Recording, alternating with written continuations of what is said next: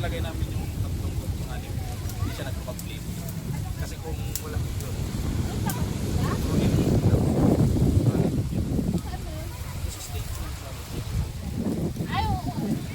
yung tatlong nakatahi ay yung anim na natin.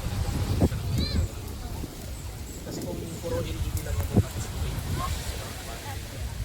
tapos ang kagandaan nun, pinailawan pa nila pala.